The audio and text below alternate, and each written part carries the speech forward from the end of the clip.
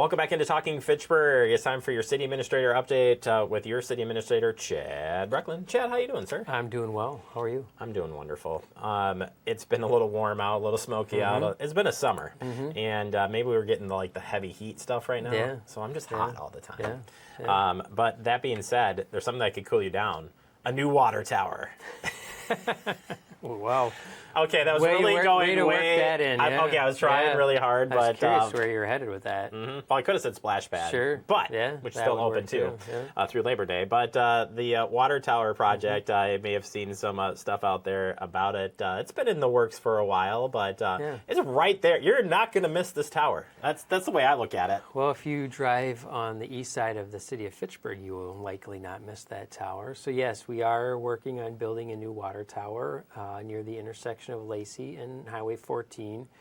And, that is being done to help meet continuing demand for water and make sure that we have a safe and adequate supply of water, not only for just residents to use in their daily lives, whether it be cooking, cleaning, those sorts of things, but also in the event that there would be the need for water in regards for a fire, particularly in our urban service area, to ensure, again, that there's adequate supply and pressure whenever those hydrants are needed for emergencies. So it's a great project. Our engineering team has been working on it. I know that site work has recently started on it, and it'll take a little while. I think this is about a 1-year build, if I recall correctly. So as people will kind of start to see this thing, rise out of the ground, and then they'll see the city logo applied to it when it's all complete. It'll be probably something pretty cool to have a time-lapse video on, to be honest with you. I was just going to say, first off, I've never seen a tower be built up close, so I'm going to demand full access to give everybody this perspective, because you don't see a water tower being built every single day, right? No.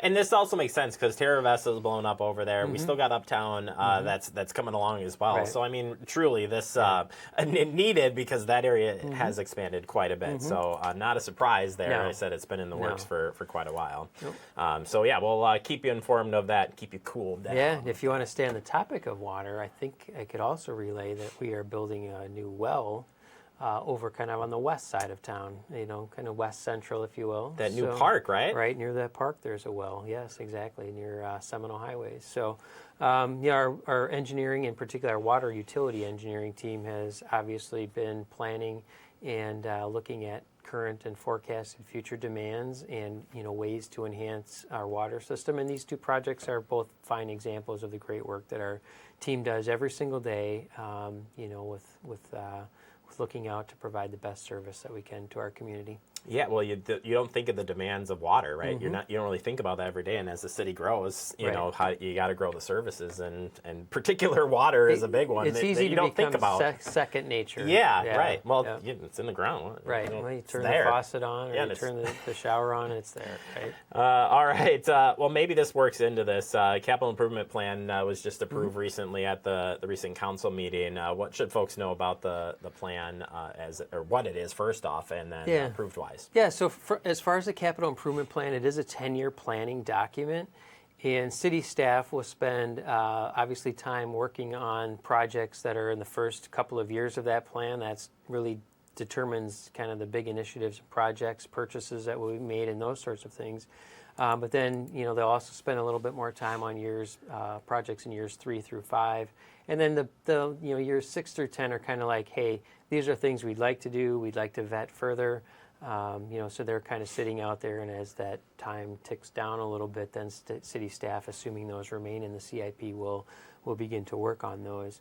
But things that go in the CIP are like facilities, large building projects, remodel projects, equipment, fire trucks, police cars, other city fleet vehicles, lawnmowers, those sorts of things, kind of the stuff that you need in order to provide services to our community. And that is, something that planning document is something that's visited every single year, and again serves as that guide of what we look at. And as you had mentioned, our Common Council passed it at their August 12th meeting. challenges moving forward? So, the prices of inflation has definitely changed things. There's been a lot of questions about budget. How does that play out too in that plan? And then this ultimately rolls into budget. So not only are we laying the groundwork for the future, but also you're going to be bringing that to budget. So how does that all rope into? It's a great question, and what I will say is that it varies, obviously, and there are a number of different funding sources that make up the capital improvement plan.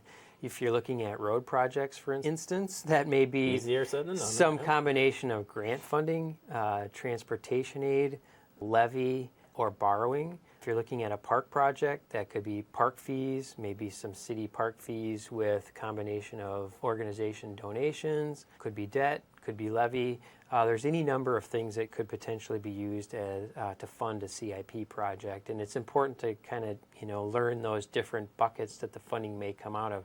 The one that we most often hear is property tax revenue, right, and property tax levy. Yes, some of your levy is used in the CIP. Really, the bulk of it is used in the operating budget. But we also obviously do borrowing, and there's borrowing costs associated with that. And of course, paying that back and paying the interest on that does also come out of the levy. So there is something we pay very close attention to, is how much money we're borrowing.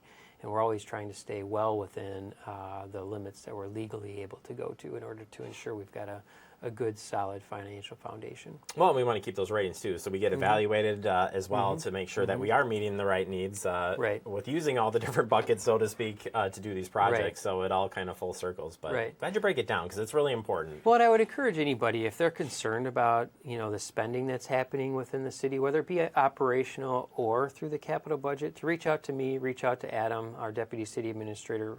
Just as importantly, if not more importantly, reach out to Misty Dodge, our Finance Director. We can oftentimes maybe start by explaining the funding source as well as the rationale or goal or objective of that particular project or expenditure, and it might help share some additional information that isn't always readily easy to see, right? Unless you live, work in this environment, or you've been a long-time elected official and you see this over a course of a number of years, it's not always easy to see where things are coming from, despite our efforts to be very transparent and identify funding sources and all of that. It takes some time to kind of get it down.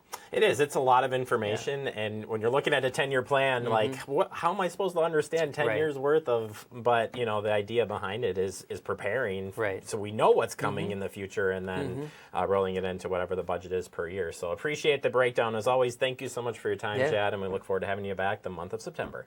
You bet. Glad to be here.